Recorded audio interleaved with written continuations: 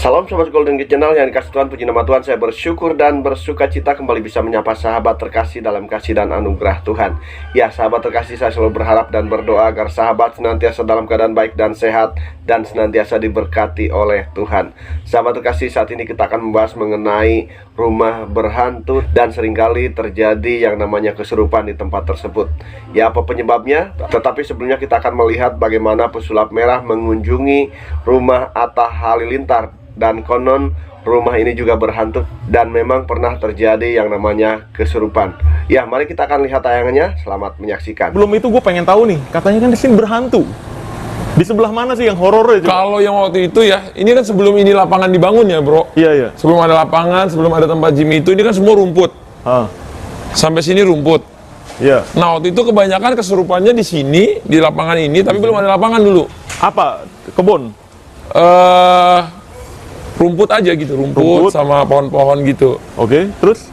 Dan di sini kesurupan 1 orang, 3 orang di sini. Mana? Dari atas sampai ke bawah sih. Oke. Tapi paling banyak di sini waktu itu ya. Paling banyak di sini. Paling pada banyak. Saat apa tuh? Dia kesurupan tuh pada saat apa? Nah itu aku nggak tahu ya. Aku tuh kan nggak pernah kesurupan aku pribadi. Enggak, maksudnya yang kesurupan siapa? Lagi ngaji. Lagi ngaji. Kan biasanya kalau rumah waktu itu Baru. lagi udah lama nggak ditempatin, pasti ngaji. Oh, di ngajiin, ya betul. Pas ngaji. Jadi pada ngumpul sini gitu ngaji.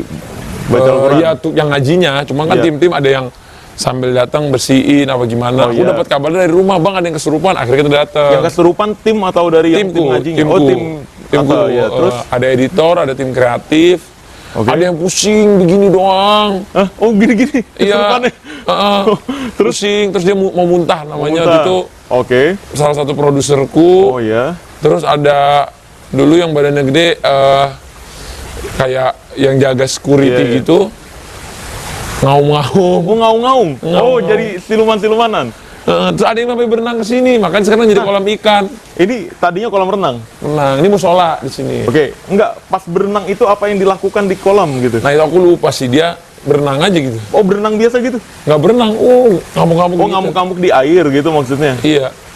Ya, sahabat kasih Tuhan, dikatakan memang di rumah Atta Halilintar ya pernah terjadi kesurupan massal ya. Ada beberapa stafnya yang mengalami kesurupan, padahal di situ sedang ada yang namanya pengajian. Ya, sahabat kasih Tuhan, apa sesungguhnya penyebab ya tempat itu bisa terjadi kesurupan ataupun tempat itu menjadi tempat yang angker? Sahabat kasih Tuhan, mari kita akan lihat penjelasan dari hambanya Evangelis Daud Tony ya mengenai penyebab tempat angker atau rumah angker dan terjadi kesurupan. Mari kita akan lihat penjelasannya. Selamat menyaksikan. Tuhan Yesus memberkati kita sekalian. Haleluya. Amin. Jadi kenapa ada rumah yang ada penunggunya, kenapa ada rumah angker, dan kenapa ada tempat-tempat terkutuk? Itu pasti dulunya ada tempat pembunuhan. Jelas? Atau tempat kejadian pembantaian massal. Kalau yang dibunuh 200 orang, setiap 3 tahun atau 7 tahun sekali akan bangkitnya kutukan yang kerasukan 200 orang. Sering disebut namanya kerasukan massal. Itu banyak di lapangan, di sekolah, di pabrik. Kalau yang dibunuh 1000 orang, maka setiap 3 tahun, 7 tahun sekali akan ada namanya bangkitnya kutukan yang kerasukan 1000 orang. Berarti yang dibunuh 1000 orang. Jelas? Nah, kalau itu di tengah hutan, satu kampung dibantai, dibunuh semua, maka di kampung sering ada penampakan kayak kampung, ada perkampungan setan atau pasar setan. Itu pasti dulunya adalah tempat pembantaian. Nah, dulu sebelum saya bertobat, sebagai seorang dukun, dikorbankanlah ayam. Ayam pun harus ayam kampung, tidak boleh ayam horil Kentucky Fried Chicken. Kenapa? Setannya yang takut kolesterol. Kerbau, babi, ayam, kambing, sapi, kepalanya ditanam di lokasi. Itu tujuannya adalah untuk meredam sementara kutukan, bukan membatalkan. Itu adalah ATM dukun setiap 7 tahun sekali. Kenapa? 7 tahun lagi akan bangkitnya kutukan kerasukan masa lagi. Sebagai dukun diundang lagi, dapat angpau. Tapi sebelum saya bertobat, saya tahu itu tidak bisa batalkan kutukan.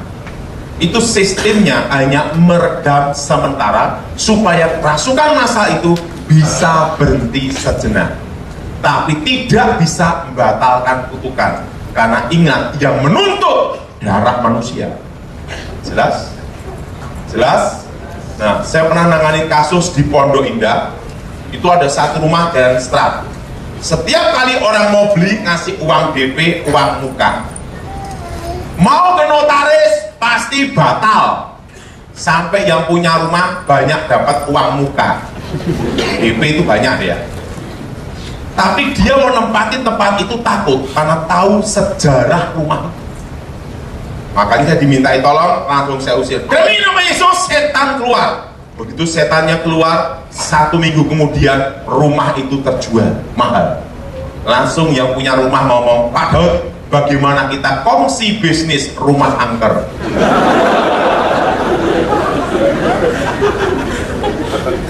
Sering. Makanya sekarang ini saya punya bisnis baru, tanah angker. Saya di Solo ada banyak tanah angker tak beli itu kan, 100.000, 200.000 itu ada hampir kira 30 sertifikat. Yang banyak setannya tak beli. Orang pada takut kan, begitu setannya keluar harga berubah. Saya kemarin habis jual, belinya 200.000, tak jual 1.200.000. Saya ditanya, kok mahal sekali? Harga setannya keluar lebih mahal.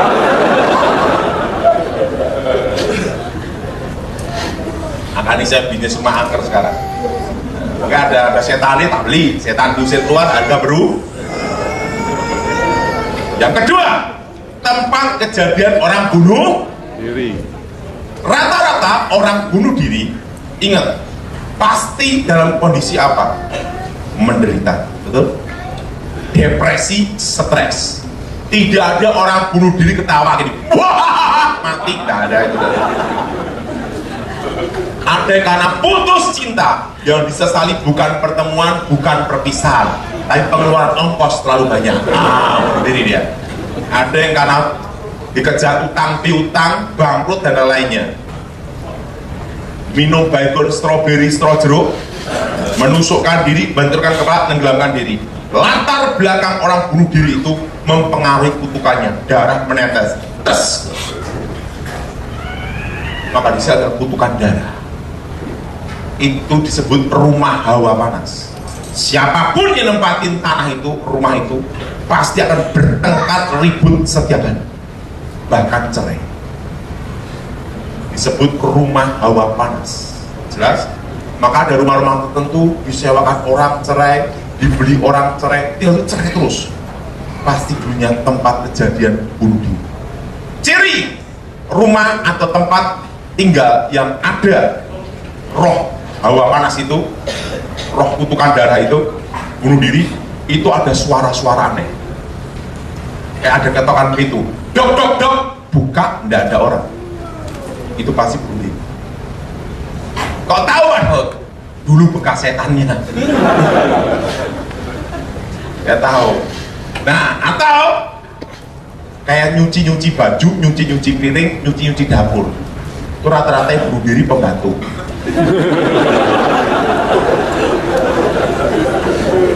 Apal kan? Nah, tapi kalau tiba-tiba kayak orang ngobrol-ngobrol, ketawa, suara-suara aneh di kamar tamu, di ruang tamu, itu rata-rata yang bunuh diri satu keluarga. Tapi kalau mengerang ada di pintu atau di ruang kamar, itu pasti bunuh dirinya, kalau suara laki itu laki, kalau di perempuan perempuan. Itu ada kutukan, namanya kutukan darah. Hawa tempat itu panas, orang tinggal di situ pasti bertengkar, ribut terus. Cirinya ada, sering ada suara-suara aneh, ada gelas terbang, piring terbang, pindah-pindah, itu pasti bunuh diri. Kalau bayangan hitam itu pembunuhan. Jelas? Jelas? Jelas? Kok sampai bayangan itu? Nah. Kedua, saya pernah nanganin kasus ini di Surabaya. Waktu itu saya masih ingat, ada seorang pembantu bunuh diri. Nah setelah itu suami istri ini setiap hari ribut, bertengkar terus. Tidak pernah bertengkar. ribut bertengkar terus setiap hari. Nah, di tempat kejadian pembantu yang bunuh diri itu sering ada bunyi kloteng, orang masak-masak itu. Setiap malam Jumat ada suara masak-masak. Waktu itu saya tidak dikasih tahu itu tempat bunuh diri. Begitu saya masuk, wah ini pasti ada kutukan darahnya. Iya Pak, berapa bulan yang lalu pembantu kami bunuh diri. Setelah itu, wah matanya panas sekali suaranya. Kutukan apa? Darah. Jelas? Jadi saudara, Pak, kalau di rumah, apakah semua rumah ada penunggunya? Belum tentu. Semua rumah yang ada penunggu setannya pasti ada sejarah. Yaitu apa? Penderi.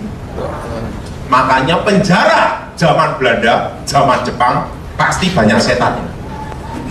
Kenapa? Di situ banyak pembunuhan. Jelas? Atau bunuh? Ya, saudara kasih Tuhan, demikian pembahasan yang disampaikan oleh banyak penulis Dotoni mengenai tempat angker ataupun tempat yang seringkali terjadi kesurupan. Saudara kasih Tuhan, tentu ya dikatakan bahwa tempat itu pasti ada latar belakangnya, dan dikatakan bahwa pasti tempat itu pernah terjadi pembunuhan massal ataupun pembunuhan, bahkan mungkin bunuh diri. Nah, saudara kasih Tuhan, tentunya di sini iblis mengambil kesempatan ya untuk memposisikan seakan-akan roh orang yang pernah mati di tempat itu masih ada di situ. Ya, tetapi tentu sesungguhnya disitulah iblis ya yang bekerja ya, sehingga apa? Sehingga dipercaya oleh orang-orang bahwa tempat itu adalah tempat yang angker, bahwa roh orang yang mati masih ada di situ. Saya kasih Tuhan, demikianlah iblis bekerja ya.